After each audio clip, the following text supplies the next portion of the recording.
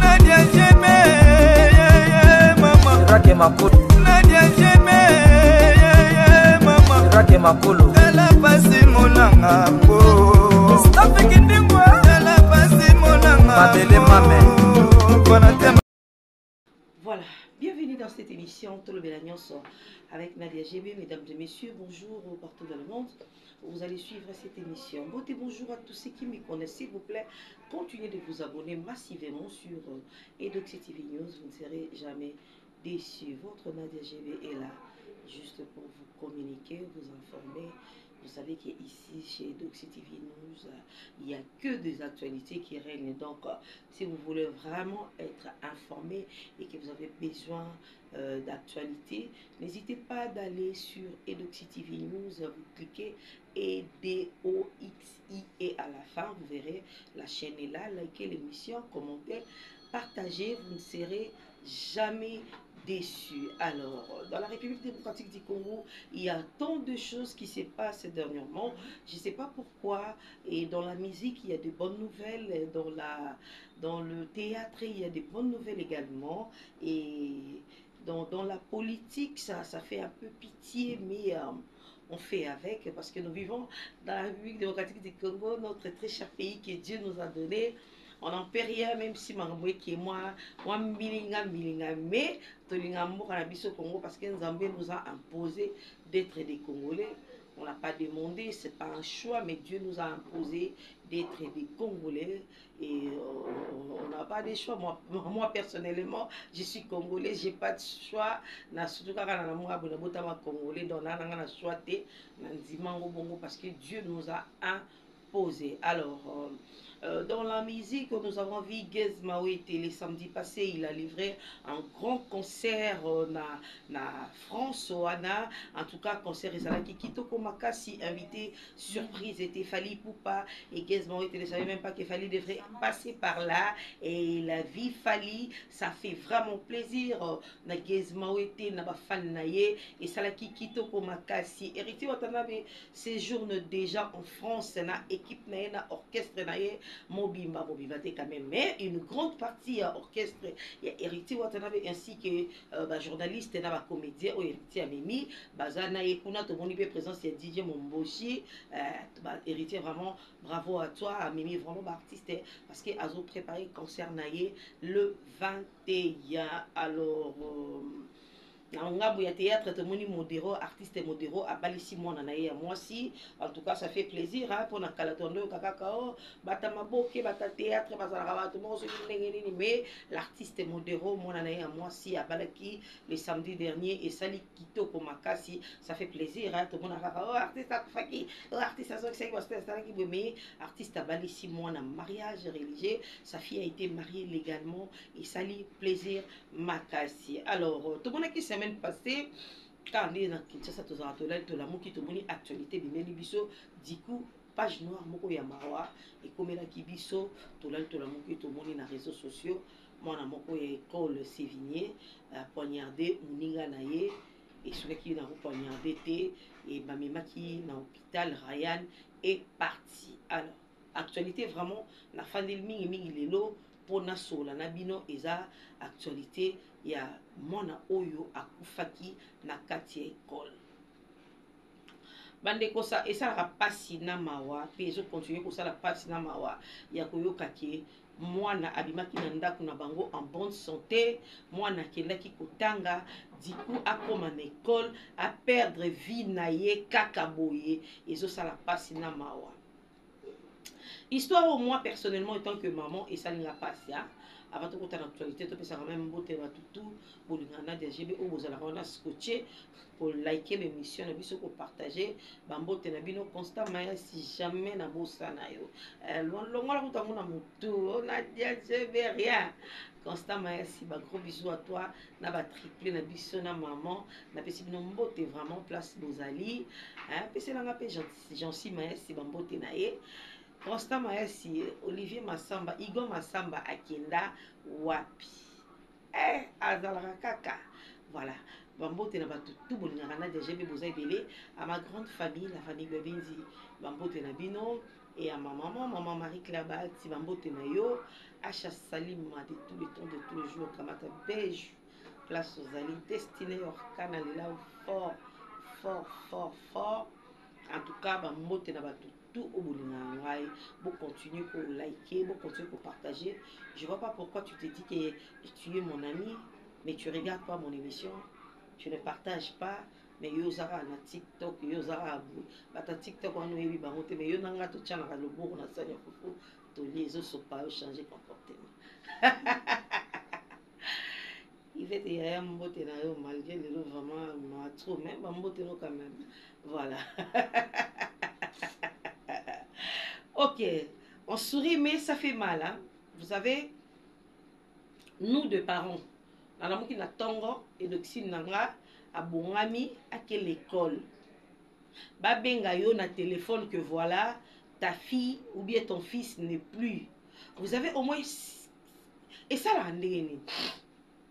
Excusez-moi, bandi ko nazwa ki temps ya kolanda analyse belé sur la mort ya Ryan au batu batali batu balobi muto analyser na ndenge na ye mais moi la lingi vraiment na analyser autre que batu basali. Pourquoi je dis ça? Analyse oyo nalingi na sala on a 3 branches. Bato ebele ba condamné kaka que voilà moi na wana za mwana mabe moi ngala ina na tcha faute na 3 personnes. Premièrement na tcha faute na parents ya les garçons o ya abomi Ryan. Deuxièmement na tcha faute na ba parents na ye. Troisièmement na tcha faute na l'école. Beaucoup de gens vont se poser des questions. Nadia, école les a censés à étangi sabango, école les salles bondeni, bandeko, tobandi l'école. Naïba biso tant aux en école primaire, tant aux autres tanga, aux hommes na ba messi ba contrôler ba kaya batu. Comment ba messi ba ko découvrir na kala ke moi na wana azaka na cahier de plaisir. Pour na kala ba messi ba ndo linga teto za na ba cahier de plaisir na école. Ngana yeba kana za ko ma banzembo mingi na zangi na classe na fandi na koma ka banzembo. Nzembo moya Céline Dion tant que bimaka ngana za na première CO. J'ai compris tous les mots, j'ai bien compris merci. Ngana za ka kokoma nga wana. Nga kokoma nzembo wana na tondi sa cahier na kokoma ka nzembo wana parce que j'avais besoin de mémoriser nzembo wana ndo linga. Vous savez, qui a découvert que Ngaï na Komaranzembo dans la classe, c'était notre monsieur de 6e. Le monsieur en question, il avait l'habitude, ce qui te fait amenez-moi votre sac, à autres contrôler, une après l'autre. Une après l'autre. Mais si on a un papa mbolaye, à Sungarabiso. Mais si on a été sur la vie, comment les a sounagno? Baka sa biso au bout de l'émission, botagenga bosena kombone, baka sa tout le temps en 6e primaire. Donc voilà, je disais le monsieur en question, il avait l'habitude, il y a que contrôler le sac na biso. Et puis monsieur a contrôlé le sac na biso, c'était au la classe ndakamba moko. Azala ki tamba o siffler récréation. Alors bibino tout boye la ngaba sac na bino boke na bino libanda. Ya tikali a contrôler une après l'autre, une après l'autre, une après l'autre. O ya romona kaka loko eza malamu te. Ma parents no ba oya. Vous comprenez maintenant pourquoi on a condamné école? Parce que Brian Naza moi na classe, aïe classe, comme au botinio sort, a tinda moi na classe. Tant que tinda ba na classe, et ça la té pour pas que soit liwa, et ça la té pour pas que soit malade, et ça la non, to tinda ba na classe pour pas que ne kotanga ba apprendre de la vie. Ne mama Brian pe atinda ki mwana na ye na classe. Monsieur na bango na ebité sur le système école na bango bazala rapé bon ki ba contrôlaka ba saki ya bana parce que na système Android to koma nango na 21e siècle yo ceux qui ba messieurs boza na système ya contrôlera bana ba saki ya bana te c'est vraiment difficile. Parce que moi, notre monsieur a découvert que Nabanda Komamanzi Monakaye, tant à suivre en contrôler, Ngana Zawananga, et puis, au moins, il y a Bouzobe. Nga Olena Zotan Kayana Mona Koma, Ngata Kaya français, la Simanonga, j'ai compris tous les mots, j'ai bien compris, merci. Atakaya mathématique, n'a Komaka des ordres. Et du coup, notre monsieur a découvert que Ngai Nabanda Kiko Sala, Kokomananga Banzembo, Nakati Yabakali. Il a appelé mes parents. On m'a grondé à la maison, on m'a puni. Bon, on est parti, on a lobby que la faute revient aussi à l'école. Deuxièmement, tu as dit à mes parents, il y a moi, on a comment on écoute les oeufs à la terre, comment les oeufs à la minkara, il y a Brian. Bandeko, mama moboti, oyo boti mwana na yo. Zwaka temps ya kolandela mwana. Ya bana na biso o tozo bota lelo. Bana na biso o bazokola lelo, bazokola ndenge biso tokola kate. Tant bien même que époque nyonso génération nyonso ezana mo makambo nango, mais ya kilelo je vous dis, nous devons faire très attention. Chers amis, bano tozo bota lelo. Bana wana balekeli na biso moko baboti. Je me rappelle caméraman na biso moko anda ko yebisanga BGB. Ndo moninga caméraman wana ana ba vingtaine, à l'époque il avait des vingtaines. Il me disait GB ndo moninga bona linga bana ba 20 ans. Na linga bana ba 18 ans. Et c'est oh, ya yo moko na ba 26 ans. OK ko boya baninga no bana 18 ans, non GB. Nga pona linga moi sifona linga moi sana ba 30 ans, ba 40 ans na bi ya. Ozo lukania BGB. Mon père est médecin. Papa na biso ayaka po bendi abenda biso matoyi aon lakisa biso bi tala babe ngamoni balobani ba sali ba contrôler ba hôpital ba découvrir que sida ezana bana ba 18 ans 16 ans 19 ans 20 ans 25 ans ainsi de suite. Bana wanande sur 100% ya catégorie ya bato bana ba sida bana wanande leki yango ye aboya na eba problème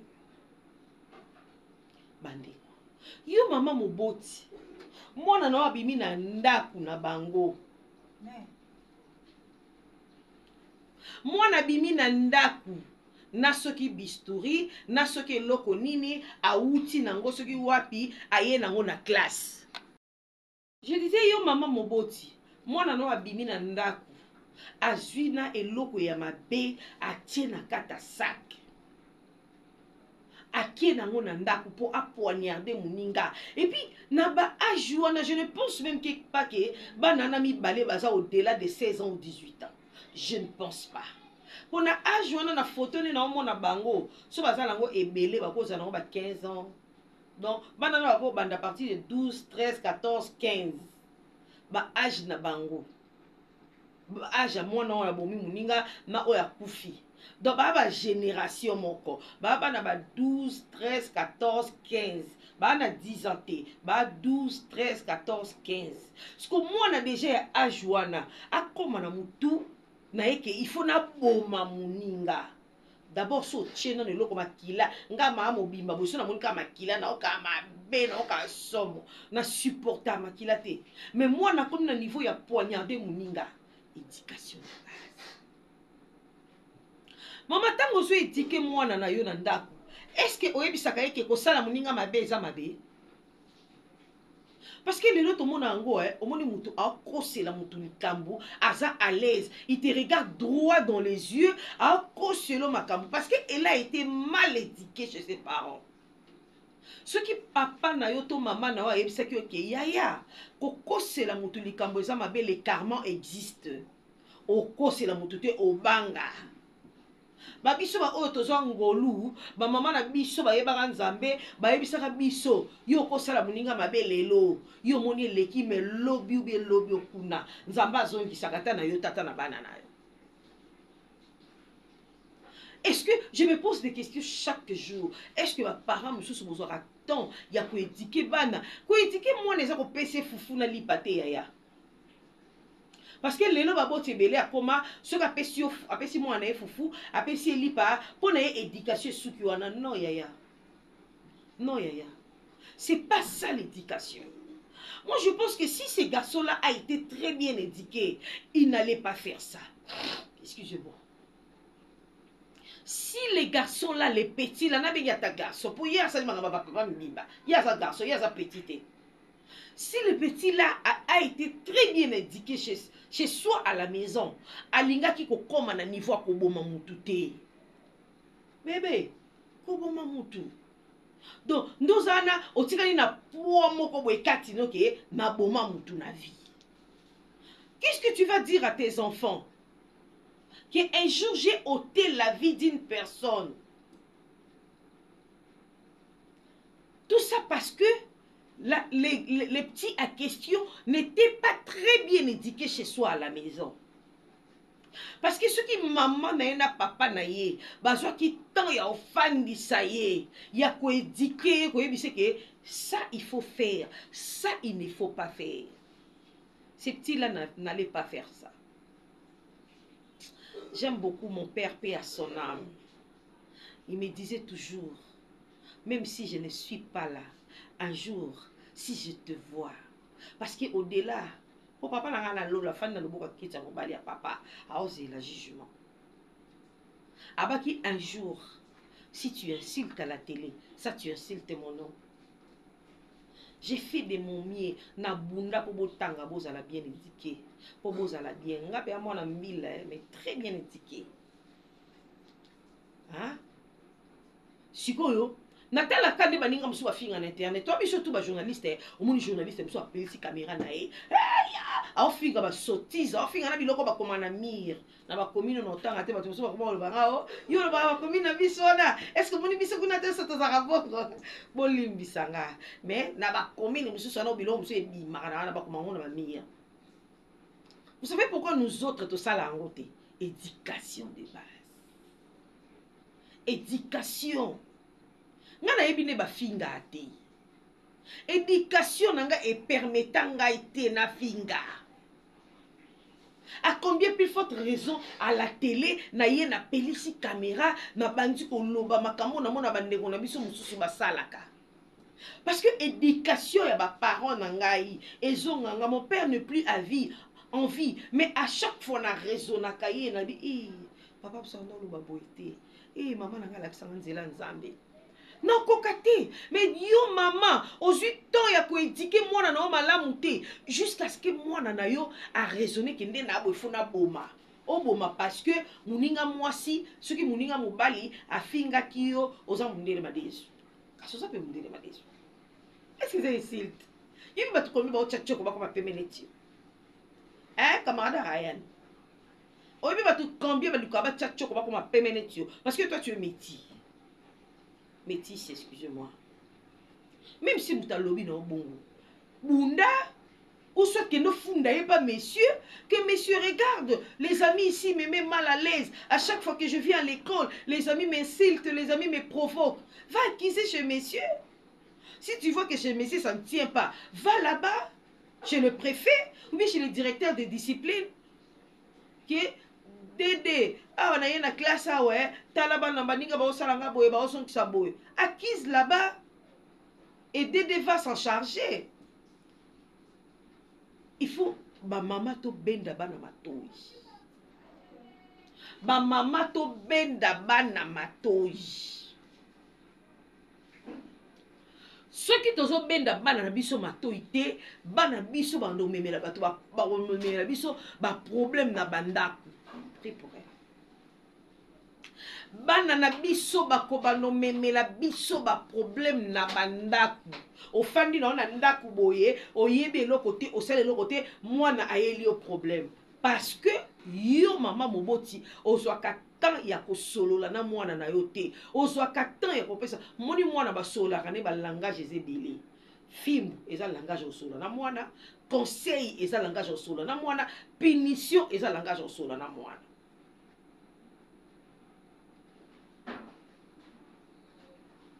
Cet enfant-là, na ajuana, gouya oboma moute comme lié. Ya. Non, il y en a le noté, nationalité notée.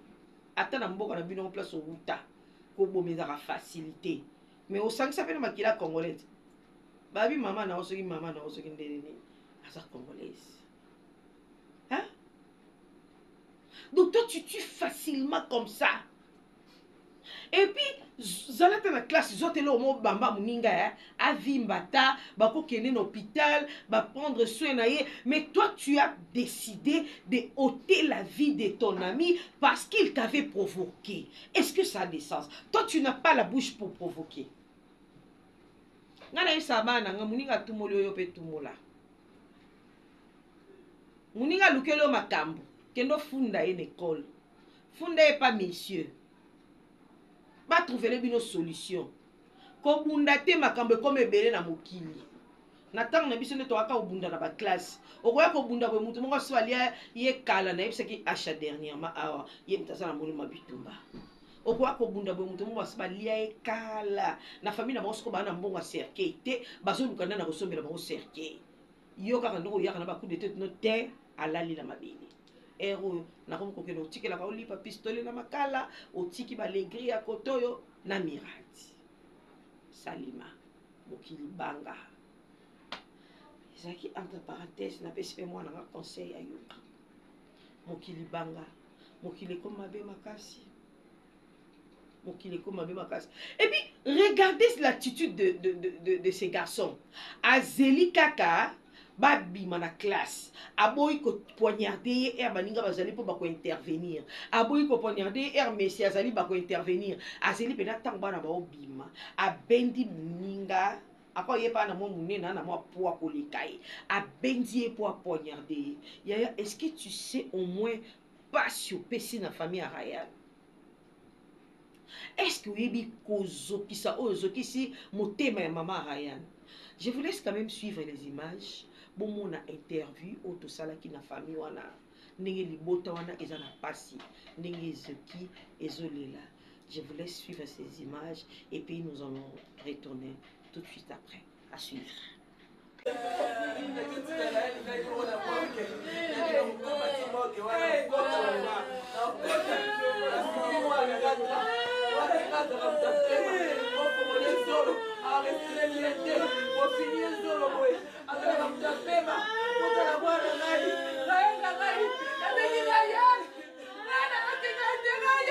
Nouvelle Yamawa oyo mwana na biso Ryan oyo auté kotika biso na mokolo ya hier mercredi 11 août 2024 na likama oyo ekomelaki ye na école Sévigné. Na otanga kombo école parce que ces drames là est salami vraiment na kati école. Alors toza a na résidence familiale tokiti sur terrain to mekampe koyeba qu'est-ce qui s'est passé réellement. Je précise que Ryan a koufi poignardé, c'est-à-dire camarade na ya classe nde a poignardé à plusieurs coups et puis wapi tout justement kaka na mutema. Par après explication maman lobi ke ba benga ki vers 11h 12h bazo ebise ke moi na zoki ba benga ki na partie école ke moi na zoki ala atuni bango boza pe ebise bango te ya kaka na première rue a comme na première rue akasaki HJ ba ebise te ya kana Saint-Joseph kokoma comme na Saint-Joseph akuti mwana na kati hémorragie atuni bango bo transférer biso soki ya moyen ezata zo bonde la bango de façon to te pesa mon ambulance okene habite nga na zana mutuka to mema mwana donc esali biso pasi donc to lobaki rien akufeli na HJ donc HJ te na Saint-Joseph.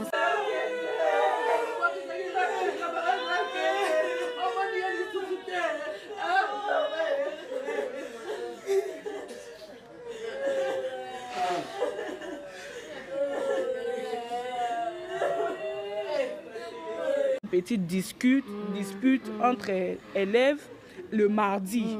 Une petite dispute entre élèves le mardi. Et puis, mercredi, le criminel en question, parce que moi, je ne l'appellerai jamais un enfant. Ce n'est pas un enfant, c'est un criminel. Mais est-ce que les parents étaient au courant de la dispute en question? Non, parce que sa mère dit que le mardi, après le drame, la dispute en question, lui, il est rentré à la maison comme si de rien n'était. Ils ont joué à la balle, ils ont joué tranquillement. Parce que sa mère a dit que d'habitude, quand il y a une petite dispute, ça fait même pas 2 semaines, c'est une semaine. Donc, une semaine, car elle est longue de moi, dans la classe. Donc, ils ne se connaissaient presque pas. Une semaine. Elle a dit que quand... Oui. Elle a dit que lui, quand il a un problème, il est peut-être dans son coin, il ne dira rien, il ne va pas parler. Et puis sa mère connaissait, et puis mais elle a dit qu'il était blanc comme neige, aucun problème. L'enfant joue, il rit avec ses frères, ses sœurs, il est tranquille. Pendant que les criminels, lui de son coin, il a gardé ça dans le cœur. Il s'est dit que bon, je vais analyser mon plan. Je vais faire comment? Parce que si on va prendre l'effet que c'était une petite bagarre entre élèves, ça ne va pas marcher. C'est un criminel, c'est un psychopathe, cet enfant. Il s'est dit quoi? Moi, je vais rentrer à la maison, je vais prendre le bistouri, je mets ça dans mon sac. Comme on ne contrôle pas, personne ne saura que j'ai les bistouris. Il vient à l'école. Il ne va pas attaquer au moment de la récréation. Il ne va pas attaquer au moment où les amis peut-être partent à la toilette ou peut-être comme ça. Parce qu'il sait qu'à ces moments-là, les gens, les professeurs, les gens de la sécurité sont là autour. Et ce sont des gens d'assez grand gabarit qui, quand il va essayer d'attaquer, les gens pourront venir intervenir plus facilement. Il s'est dit, je vais faire quoi? Je vais attaquer pendant les moments où il est les plus vulnérables. Le moment de la sortie, nous, comme un psychopathe, moi, je ne le vois pas comme un enfant.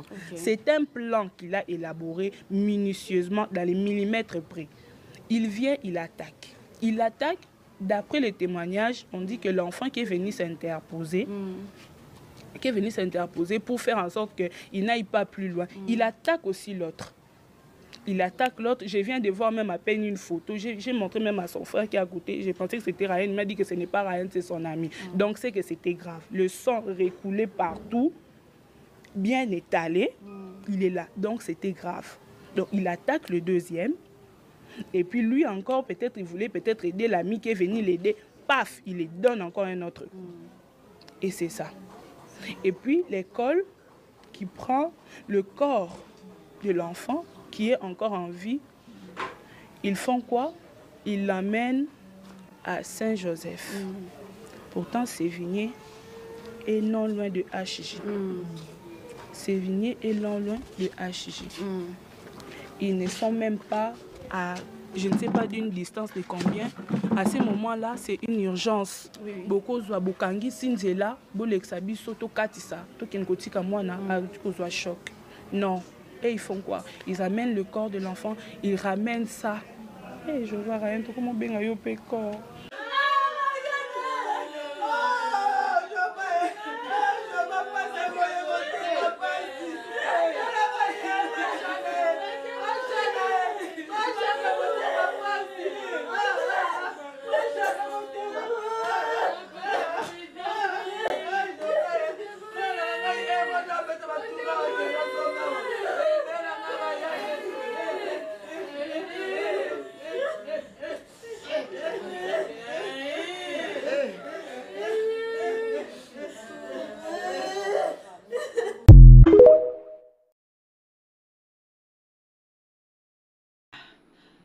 Très chers fidèles abonnés de Docti TV News, je pense que Bolandi image, Bolandi famille à Brian, des motés meza ya ko pasuka. Bomoni niveau maman ne azolela. Bandeko, image o esanga pasi na motema. Botande bozokisi motema mwasi oyo. Tande mwasi azolela mwana na ye. Yaya oboti mwana koli botinde pe va acheter le pain. Asombeli ope lipa. Msous maman n'est pas lendi a ici Brian balai la maison a kombi pendaku ce qui Ryan. Balai la maison a kombi pendaku. Ryan, je suis fatigué, va faire le marché. A saili pe wenze. Yaya. Bopesi pasi. Bino mo bomoni image wana. Tande motema ezoki. Mwana belité et à kate naki na mwana ngana hôpital a bela ki penza so batuni où est parti Ryan? Ah, Ryan était vraiment souffrant a beli moi mingi akeno pema a beli moi mingi akeno pema. Ryan a belité, Ryan a bimi na ndako en bonne santé à l'école. En arrivant à l'école, Ryan n'est plus. Est-ce que vous savez ce que ça fait? Je me demande, maman, moi, nana, on met la maille, on met ça foufou na gorge.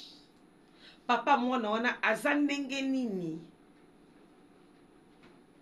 En tout cas, justice ya mboka, il faut ça quand même la part des choses. J'ai suivi interview moko boye namoni avocat ya parti adverse bazoloba que voilà et les garçons en question qui a tué Ryan asa ceux qui n'a problème nini quand on avocat ba ko misa ba terme na bangwana ceux qui bazo samela moto ya avocat yo pas vos dossier à boye. Faut avoir honte, non? Tant bien même que les avocats sont là pour faire leur travail. Mais na yo moko penza to tshano humanisme. To tsa humanisme. Na boyo moko pena avozo dossier modèle oyo. Yo moko on réfléchissait que si c'était ton fils ou ta fille. Tu n'as pas pensé à ça. Que si c'était vraiment ta fille, oh bah sali ou bien ton fils, nde ba longoli vie brusque. Tu allais dire quoi? On samba nenge o samba wana. C'est malheureux, hein. C'est malheureux, nous les Congolais. Parce qu'on t'a donné de l'argent, très cher maître. Parce qu'on t'a donné de l'argent, on t'a demandé de défendre Moutakufi. Yaba samba na Moutakufi te. Ba samba na Moutakufi te. Bobi mwana waninga. Oh, ça qui n'a pas ambition et belé. Peut-être il allait être Fati à lobby. Peut-être il allait être ministre à lobby. Peut-être belé, homme d'affaires mon nene à lobby en Bokao. Et vous avez ôté la vie. Ya Mutuka boy. Et puis bah parents ya Brian. Salut mayo bonona. Ba parents ya mwana wana na école balobi bozo lingo mona na même pas. Normalement le parent ya mwana oyo abomi Ryan, il fallait qu'il quand même l'école, qu'il se présenter, boloba que voilà, il s'est passé ça quoi. Mais bozo qui n'est même pas l'école. Ya bo sabro kwani. Imaginez que c'était boye, moi na bino, de Ryan da sala ki bongo. Nous sommes les étrangers, arrivés, et bon, non. Un bel homme, les rien à question. N'a pas inséré quand même photo naïe, bon mona.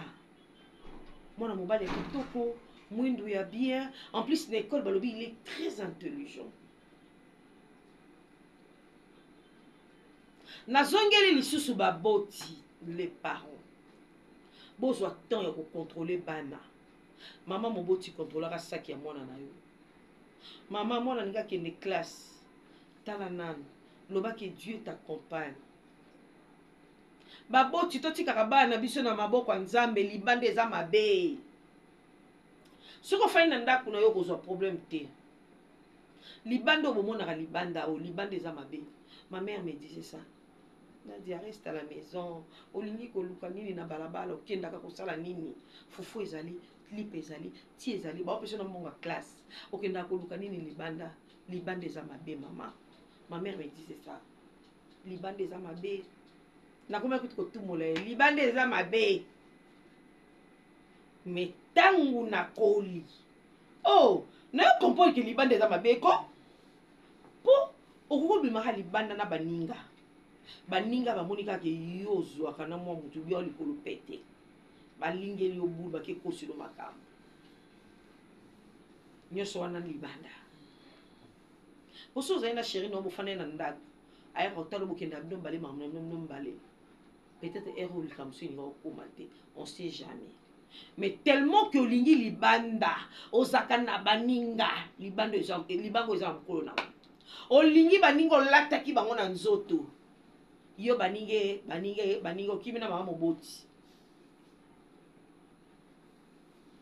Libanda, c'est dangereux. Maman mona linga bima, lobana que Dieu t'accompagne. Mona linga kende classe. Ata mona yebi ko sambela te loba nzambe, bombelanga mwana. Pour Bible lobby, que 1000 tombent à ton côté, 10 000 à ta droite, ce ne sera pas atteint. Je n'ai pas dit que la maman d'Abraham ne priait pas. Moi, je n'ai pas dit ça. Mais, j'ai dit seulement, il faut laisser les enfants entre les mains de Dieu. La Bible nous dit, si Dieu ne protège pas, c'est lui qui le fera en vain. Biso babote tozaka instrument. Tout à l'heure, là, ma fille Samantha vient de partir à l'école.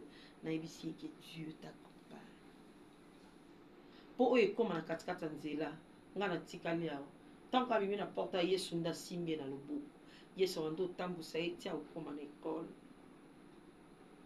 Babete linga li solo na bon marché sous mon la classe à boumi sous moninga. Donc, et comme fréquent, les parents soyons vigilants. Les parents tolande la bana. Bana na biso bazo bota malelo bazo kuta de ama bebele na mokili. Est-ce que tu as un mystère ou ezala ce qui moi na bimi na bumba maman na wandolela. Boyeba la xanine. Moi na zaki na lola pa nzambe o. Aza heureuse. Kuna mona ka malamu. Abimi ka maman ka bien. Ah, mutia mabe zalaka. Ah, kindoke zalaka. Ah, koina ne zalaka. Ah, songi. Surtout na Yesu na Congo. Mwana do lela. Kolela wana la sabongo. Moni kolela wana elakisiki mwana kutike na yena mokili ona mesana na ngote. Nazaki na mokile sengo. Nazalaki na nzambe, mwana mona na nzambe, mwana osolo na nzambe. Sikotoka mwana bimi nzamba bomie miso. Moni miso eza mona nzambe. Tanga bimi na mokili nzamba bomia. So, elekeli, Seigneur, pourquoi tu m'as enlevé les yeux? Laisse-moi quand même voir ce qui se passe ici. Il y a un bébé dans la mokili, il y a ma bé. Voilà pourquoi les enfants pleurent. Pour l'examen, en tout cas, on a place dans l'outil et ça deux choses différentes. Vous comprenez un peu le mystère? Alors les parents, faisons très attention. Recommandons nos enfants entre les mains de Dieu. Place misune monité miso nzambe koma. Place le bokone comité nzambe koma. Miso nzambe monela yo partout. Cette histoire, il faut payer sa biso ba parents leçon. Histoire ya Ryan Oyo, il faut payer sa biso ba boti leçon. C'est-à-dire, toti karabana na maboko nzambe, tozwa temps ya kolandela bana, to pesa bana toli, to benda bana matoi. Yebisa mwana na yo mokili oyo toza eza mabe, kosala mutu mabe te. Ce que ça la mutu mabe te, ata bato basalelo mabe, ata babwakelo maladi. Et Zio, nzambe a kotelema comme le juste juge, nzamba olongisa yo. Mais so sala batu mabe, ndo mona mutu mususu, asaka accident moka mukewo, akwe akufi.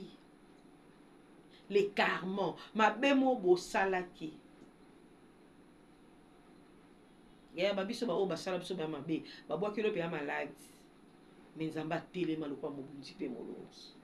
Alongisiyo. Asai lokwa Job, babotola etu, babomi bana, babomi biloko, basalibo, bazongisibo, mais nzambe aekobikisa Job. Apesi nyoso abungisa ki wana fois 2. La Bible dit bano Job ayako bota après malade. Bana wana Manassé na Ketia, c'était les enfants le plus jolis du monde. Les filles les plus belles, la plus belle du monde. Bana wana Job. Ah, bandeko. Comment moi na ajona koza na esprit ya bomakati na ye.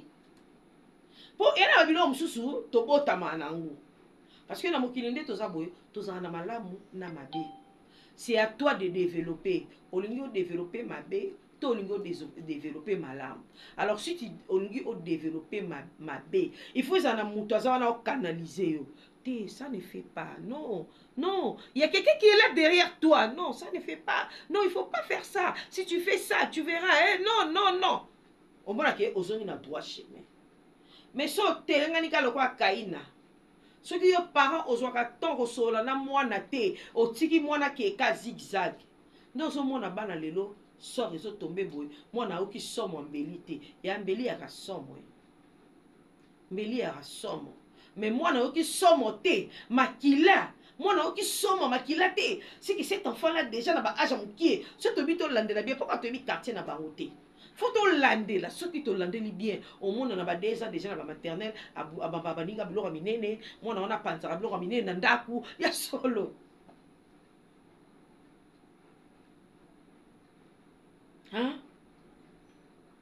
bandeko tobanga mokili banga mokili eza mabe histoire ya Ryan ete ya baboti ebele tozwa temps kolandela bana na biso tolakisa bana na biso malamu tolakisa bana ke tobangisa bana mabe toloba bana mabe eza mabe kosala mutu mabe eza mabe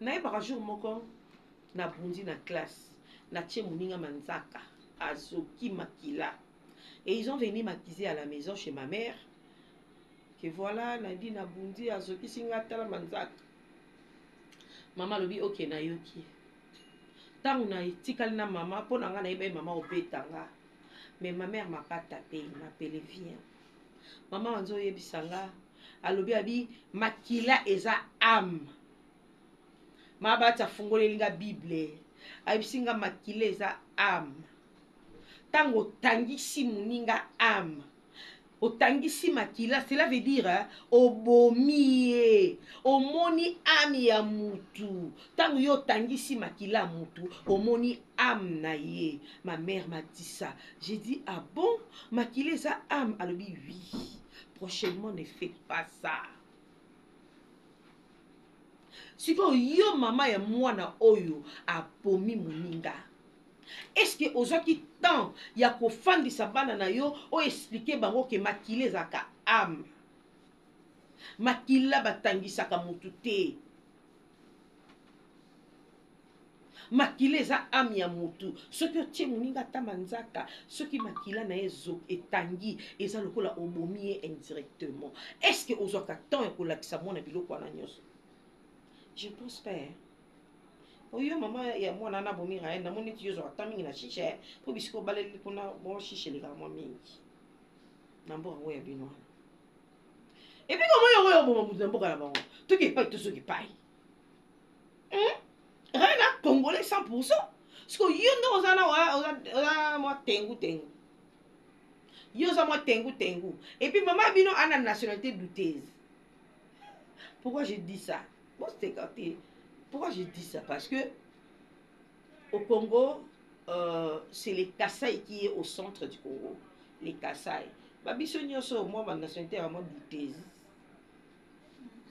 Pour Kasaï, Balou, Bandé, Bana, centre Congo. Quand tu es au Kasaï, si tu sors comme ça, au Bimina Kisangani. Si tu sors comme ça, au Bimina na Équateur. Si tu sors comme ça, au Bimina na Balou, Bana, Kati ya Congo. Kasaï est au centre. Obima bo obima bandundu surtout bana bandundu bakangama obima na bandundu obima bo baluba batona na Congo mais biso na Guinée so kotika mawi obimika bokene mama na Centrafrique ok papa mama na ngana Kisangani so kotika bobimi na Soudan ok na este so kotika bobimi na Rwanda surtout kuna ok na ba Congo so koti bobimi na Angola. Donc, yo muto mama mwana o bimira ya bino fo nationalité bino totala ngo be fo totala banane ba on y va acte de naissance na bino. Comment étranger ko yo boma congolais na mboka na bango? Ya, au c'est bon point. Yo et pas la bino ba bisaki que toi tu n'es pas congolais. Tu vis au Congo mais tu n'es pas congolais. Tu es étranger, tu n'as pas les droits de taper les fils des pays. Tu n'as pas le droit d'insulter les fils du pays. Mais toi, tu as eu les kilos de ôter la vie d'un fils de pays. Ah, tout le monde artiste et balobara. Maman Denise Taylor sur le Cambodge. Maman Denise oza maman moboti. Kota no likambo ndam. Kota no likambo tala maman Ryan nde moteme zoki mwana na ye asi akoli akomi na humanité hein alata pantalon non mwana wana aza soki na première séance pe deuxième séance mwana asi akikoli mwana akenda kosomba lipa mwana akenda wenze atorsionne mpe mwa ndaku bobomi mwana baninga. En tout cas que la justice congolaise esala mosala nango. Pour chiter, c'est tout ce que moi je peux dire. La justice congolaise. En tout cas, naïbité ministre, on a ministre Nabiso Moutamba, ceux qui sont toujours malades, il paraît qu'il est malade, mais bon, fan ça non, moi on a caché petit ministre yo bien, parce que lui seul peut juger ça. Bon, fan ça non, moi on a prison jusqu'à ce que notre ministre de la justice à cause de la santé na nyonso très bien à Katalikambo. Pour vous les magistrats aussi, bien bon ba problème na ministère na ndenge ya mabité. Pour ba magistrat ba salaire na mneza bien, mais un bon dima peu corruption facilement na epte za poil. Pour bozana moi complexe ya pona pembe ba ya yela bino ba mbongo ebele o ba futa bino ngote mikolo yo bo kamte bata ba futa bino te surtout le plan ya Congo salaire zo futa bien te bino bo kamte makaka bo samsa li kambo bien po biso nyoso tout ko telema to ko tambola to ko tomboka pona mwana na biso ya Congo akufi. Ça, c'était pour blaguer. Naïbi qui est magistrat, bien. Je sais que nos magistrats se battent pour le Congo, pour la justice, il y a Congo, alors, le magistrat, en tout cas, il faut faire bien votre travail. Les avocats, Bunda, justice, il y a Mwana Wana et Salama. L'enfant là, il faut qu'il soit arrêté. Il faut qu'il puisse comprendre que on ne tue pas. C'est interdit de tuer. À cet âge, tu deviens criminel, Yaya. Tu n'as même pas 20 ans, tu deviens criminel. C'est pas sérieux. Changeons notre façon de faire des choses. Changeons notre façon d'éduquer les enfants. Tant bien même que les enfants, même si tu éduques, moni pe moi na mona na ndenge na ye azo sala pe maman na ndenge na ye mais ba maman tozala vraiment molende na éducation ya bana ba maman to telema to bunda pour l'éducation bana na biso ba boti ba maman kaka te na ba papa to veiller sur l'éducation des enfants pour ne pas to tombara na ba biloko aboyi. La faute revient aux parents. Franchement, moi je condamne pas l'enfant, je condamne les parents. Ah oui, je ne condamne pas l'enfant. Moi, je condamne les parents. Parce que, dès le bas âge, tu as condamné moi dans l'âge nini. Moi, dans 18 ans. C'est que mon boy na éducation na bango amin dimela ça ne buzoba na. Là le parent n'a pas de faute. Mais moi il est encore mineur. C'est à toi de parents de gérer l'éducation de l'enfant quand il est encore mineur. Excusez-moi. Parce que ceux qui parents, moi, naza mineur au long été, c'est fini. C'est fini. Ma parent, tout ça là, est fort. Justice congolaise, tout téléma. Tout tika bapaya ba se moquer na bisoté, baloba que voilà fils des pays à Koufaki et justice congolaise et ça les côté. Tout permettre en côté s'il vous plaît. Tout permettre en gros à t'amouquer s'il vous plaît. Justice vraiment il faut à la penza boy.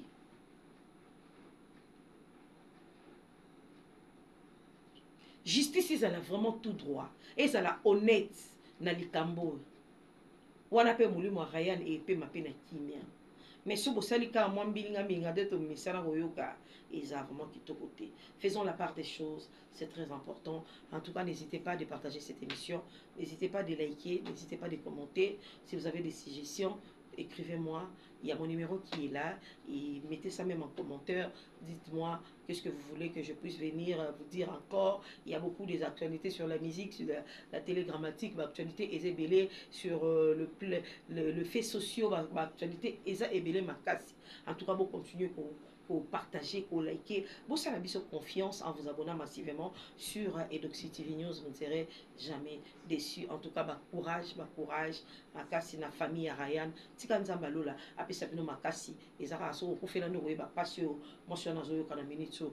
Ce qui n'ont l'équipe étape pour noter douleur il y a 9 mois. 9 mois. Partir comme ça fait très mal. Je sais de quoi je suis en train de dire. Alors là, j'ai fait des gros câlins à mes bébés d'amour, ça monte Edoxy. Maman vous aime beaucoup, beaucoup. Et ça n'est fini pour aujourd'hui. Moi, on a DGB la femme, c'est l'enjeu Jésus-Christ. Je vous dis bye bye.